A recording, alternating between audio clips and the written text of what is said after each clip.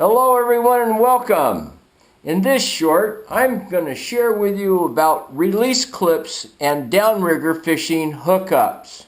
It's real important that you understand why a downrigger release works better when it's trolled with different types of gear. I troll hardware, flashers, heavy pulling type of system, where releases like this work good for bait because there isn't a lot of resistance. However, I want you to focus right here on the very top area here on this release clip. These are real popular. But watch what happens. I'm trying to get it inside of the camera. When the fish bites, watch how the line slides. See how it slides through there? Let's watch again. I'm going to hook it up. Now you see how the line slides through. Well, it doesn't really grab into the fish's mouth when they hit it. It slides. If you use a release like this that has a clip down on it, and you can take your line and wrap it around your finger similar to something like this, and take the release and clamp it in like so, and then you have what's called a three-way. And then when the fish bites the bait, right, it pulls. See how quick it came out of there? And there was no slippage.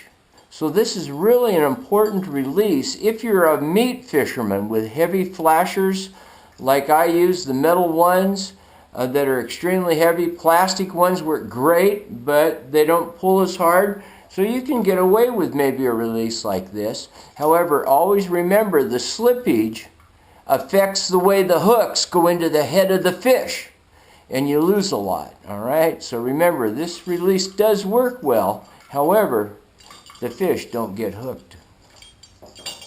Let's move into the downrigger weight. Now, this is a 15-pound weight, and you notice it's golden color.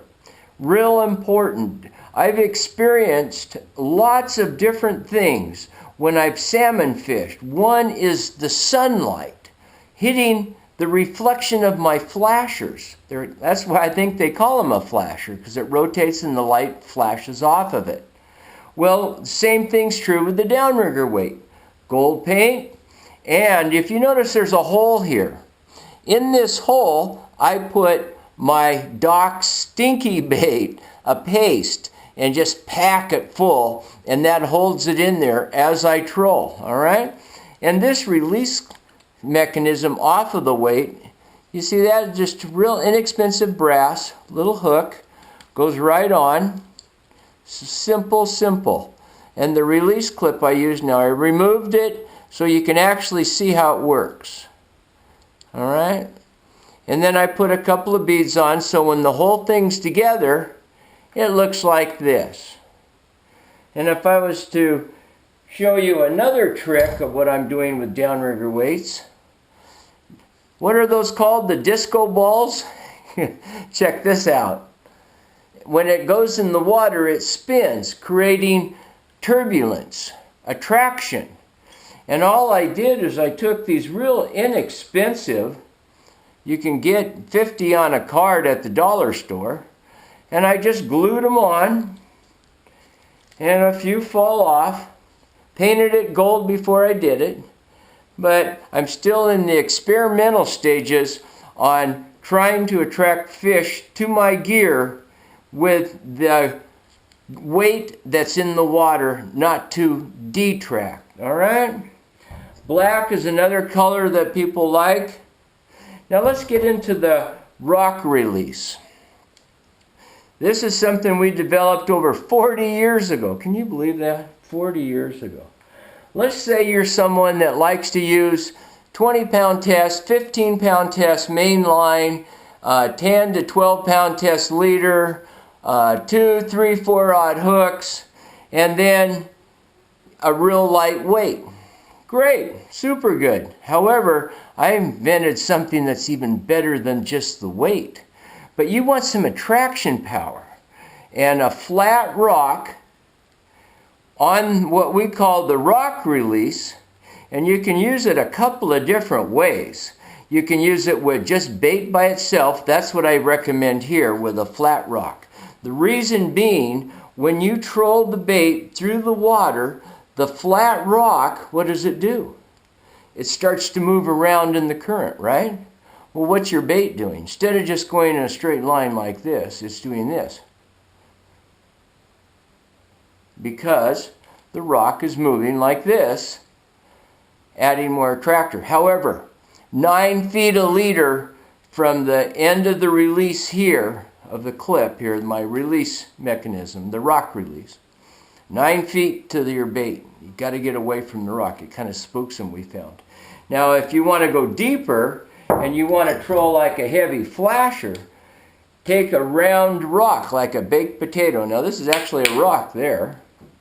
And you take twine. Now, make sure we don't want to put tape in the water anymore. So we've changed to a cotton, biodegradable type of twine, real easy, inexpensive, and look, it holds onto the rocks just fine.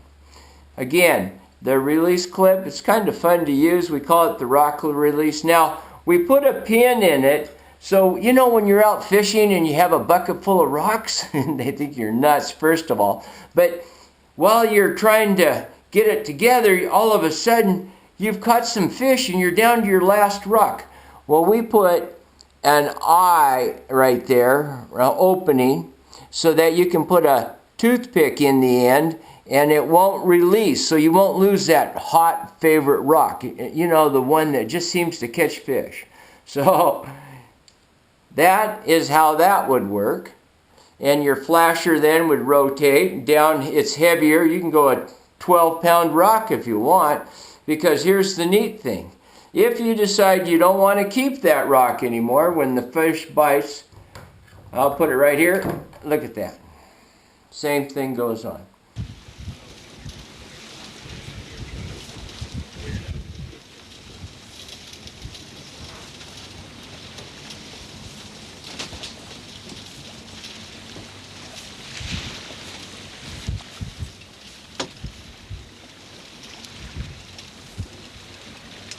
Oh, man, it's jumping. Yeah, there it is. Yeah.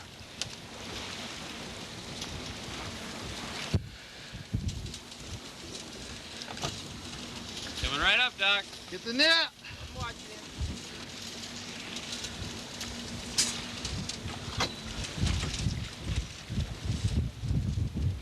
Okay. Straighten the boat out. Out of gear. Move away from me, Fred.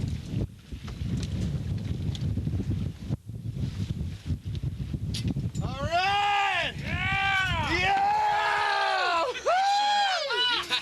Yeah! You're fishing with Doc. Yes, sir. Good job, I Doc. love fishing. Woo! Winter blackmouth. On this little bitty rock. And it's still got the rock on it. Ah, okay. Let's slow him down here. You did a good job, too, Fred. Thank you, sir.